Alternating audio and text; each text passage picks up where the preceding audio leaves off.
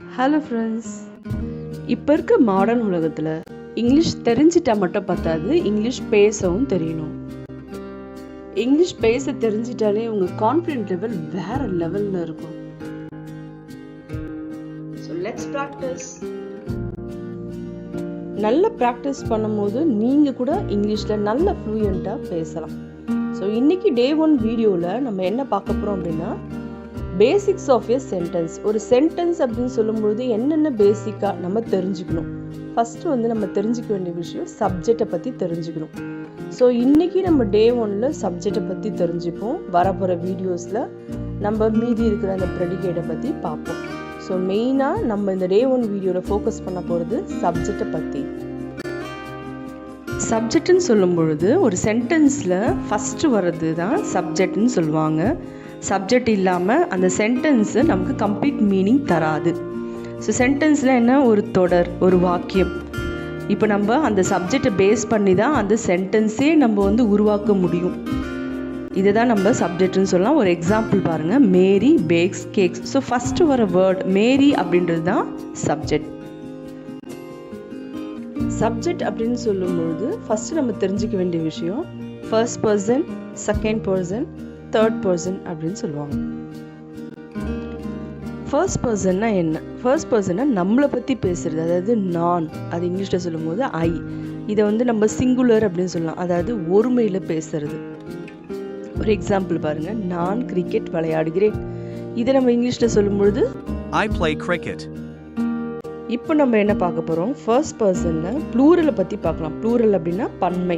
இப்போ நம்ம கூட நிறைய பேர் இருக்காங்க, அப்போ நம்ம எப்படி சொல்லுவோம், நாங்கள் அப்படின்னு சொல்லுவோம் இல்லையா? அது இங்கிலீஷில் சொல்லும்பொழுது வி அப்படின்னு சொல்லுவோம். இந்த எக்ஸாம்பிளும் பாருங்கள், நாங்கள் அபாகஸ் கற்றுக்கொள்கிறோம். இதை இங்கிலீஷில் சொல்லும்பொழுது We learn abacus. நமக்கு முன்னாடி ஒருத்தர் இருக்காங்க அப்படின்னா நம்ம என்ன சொல்லுவோம், நீ அப்படின்னு சொல்லுவோம் இல்லையா? அதை தான் செகண்ட் பர்சன் அப்படின்னு சொல்கிறோம் நம்ம. நீ சிங்குலரில் சொல்லும்பொழுது நீ, சிங்குலர்னா ஒருமை. இதுவே ப்ளூரலில் பன்மையில் சொல்லும்போது நீங்கள்.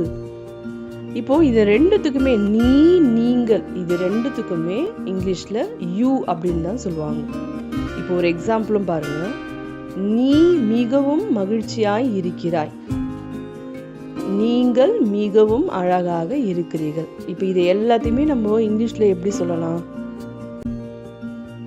You are so happy. You are so beautiful. Third person அப்படின்னா யாருன்னா நமக்கு முன்னாடி இருக்கவே மாட்டாங்க, அவங்கள பற்றி பேசுறது. ஸோ சிங்குலரில் சொல்லும் பொழுது, ஒருமையில் சொல்லும் பொழுது அவன், அவள், அது. இதுவே ப்ளூரலில் சொல்லும் பொழுது அவர்கள். இப்போ இங்கிலீஷில் சொல்லும் பொழுது அவன் அப்படின்னு சொல்லும்போது ஹீ, அவள் அப்படின்னா ஷீ, இட் அப்படின்ற போது அது, அவர்கள் அப்படின்னு சொல்லும்பொழுது தே. நேம் சிங்குலரில் வந்துடும். ஃபஸ்ட்டு அவன் அப்படின்றதுக்கு ஒரு எக்ஸாம்பிள் பார்க்கலாம். அவன் தினமும் பள்ளிக்கு செல்கிறான். இதே இங்கிலீஷில் சொல்லும்பொழுது He goes to school every day. அவள் அப்படின்றதுக்கு ஒரு எக்ஸாம்பிள் பாருங்க, அவள் வாழைப்பழம் சாப்பிடுகிறாள். அதை இங்கிலீஷில் சொல்லும்பொழுது She eats banana. அது அப்படின்றதுக்கு ஒரு எக்ஸாம்பிள் பார்க்கலாம். இப்போ அதுன்ற அந்த பிளேஸில் பூனை அப்படின்னு நான் வைக்கிறேன். பூனை பால் குடிக்கிறது. அதை இங்கிலீஷில் சொல்லும்பொழுது It, cat, drinks milk. நேம்க்கு ஒரு எக்ஸாம்பிள் பாருங்கள், ஹீரா வேகமாக ஓடுகிறாள். இதை இங்கிலீஷில் சொல்லும்போது Hira runs fast. அவர்கள் அப்படின்றதுக்கு ஒரு எக்ஸாம்பிள் பார்க்கலாம். அவர்கள் நன்றாக நடனம் ஆடுகிறார்கள். அதை இங்கிலீஷில் சொல்லும்பொழுது They dance well. இப்போ டே 1 வீடியோவில் நம்ம சப்ஜெக்டை பற்றி பார்த்தோம் இல்லையா? என்னென்ன பார்த்தோம்? First person, second person, third person. First பர்சன்னா என்ன, ஐ, வி. இதை ஃபர்ஸ்ட் பர்சன் சொல்லுவோம், அதாவது நான், நாங்கள். செகண்ட் பர்சன் நீ, நீங்கள். ரெண்டுத்துக்குமே இங்கிலீஷில் யூ. இப்போ தேர்ட் பர்சன் அப்படின்னு சொல்லும்பொழுது அவன், அவள், அது, அவர்கள். ஹீ, ஷீ, இட், தே. நம்ம இந்த வீடியோவில் பார்த்த எல்லா எக்ஸாம்பிள்ஸும் திரும்ப நம்ம படிக்க போகிறோம். இது எதுக்காக நம்ம செய்ய போகிறோம் அப்படின்னு பார்த்தோம்னா, இப்போது நேட்டிவ் ஸ்பீக்கர்ஸ் இருக்காங்க இல்லையா, அதாவது இங்கிலீஷே மதர் டங்காக இருக்கவங்க அவங்களோட ப்ரொனவுன்சியேஷனும் நம்மளோட ப்ரொனவுன்சியேஷனும், அதாவது அந்த உச்சரிப்பு அப்படி சொல்கிறாங்க இல்லையா, அது வித்தியாசப்படுது இல்லையா. அதனால் அவங்க எப்படி பேசுகிறாங்க அப்படின்றத நம்ம லிசன் பண்ணி அதை நம்ம ப்ராக்டிஸ் பண்ணோன்னா நம்மளும் அவங்கள போலயே பேசலாம். I play cricket. We learn abacus. You are so happy.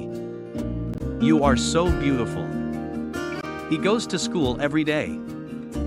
She eats banana. It, cat, drinks milk. They dance well.